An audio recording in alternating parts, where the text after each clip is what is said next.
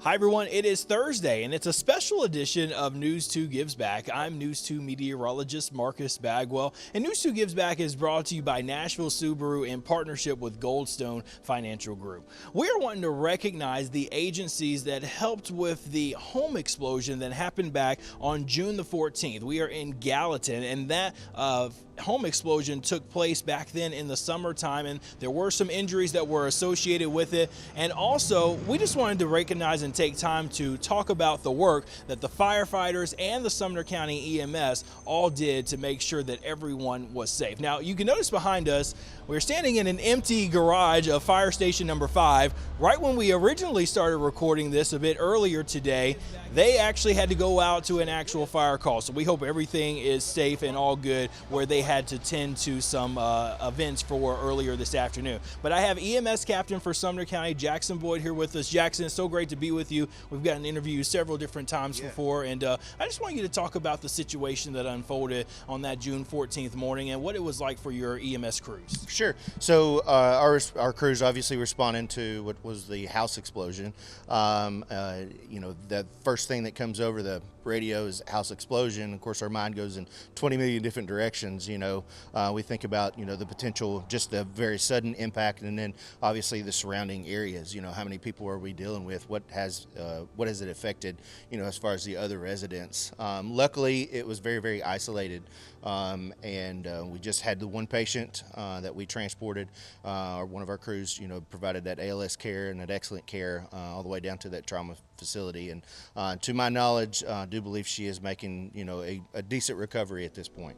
Okay, all right. And what about rendering aid to not just that person who needed the advanced life support, but what about the other safety to some of the other residents, because multiple buildings ended up being affected by this? Yeah, so and that was more of on a structural side with the fire department, but we definitely assisted in kind of knocking door to door, just making sure that everyone was okay, and making sure that there was no secondary impacts. With the explosions, you have a primary impact and then the secondary percussion impact. So luckily we didn't have any of those, which obviously is a good day, because one single explosion can turn into multiple different things. So and then we're also there too to aid with the firefighters, just in case anything were to collapse while they're doing a search or doing anything like that. So again, we're very, very lucky that nothing like that happened. Yeah, give praise to your EMTs and paramedics for that team that worked this particular event. I mean, you think home explosion, like you said,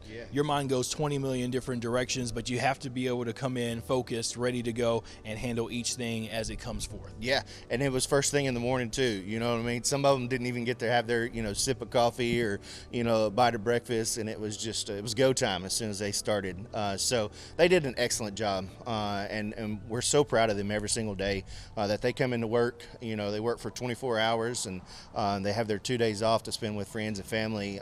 But every single time that they come into work, whether it be an overtime shift or a regular shift, we're just so proud of the work that they do. Just their readiness and their availability to be able to just jump at the hat. Obviously, with the fire department here, they're ready to respond. 911 doesn't stop, and we don't slow down. So it's always continuing, and we're just so proud of the work that we do, and then the collaboration that we have with the fire departments and the police departments and around the areas. So absolutely, and you all cover a big range, with you being Sumner County EMS, and you all work together to do many different things, but that work also requires training and time, and there may be people that are interested in pursuing an EMT or a paramedic license. What is the process about that, and are you all hiring here in Sumner County? Yeah, so we are hiring in Sumner County, and for Sumner County EMS, and we'd like to make sure that you have your EMT license first. There's an EMT basic, then there's an advanced EMT, and then obviously the final stage there is having your paramedic. So some of the community colleges around the area, they offer that program, and we're actually starting to see some of those programs systems implemented in some of our high schools, which is really, really cool and exciting, especially with us having one in the area at Gallatin High School. So, and if you're from out of state, just as long as you have that Tennessee state license, you get your reciprocity and fill out the application online at sumnerems.org. It'll be right there on the very front page, or you can follow us on Instagram and Facebook, and it's all right there. So.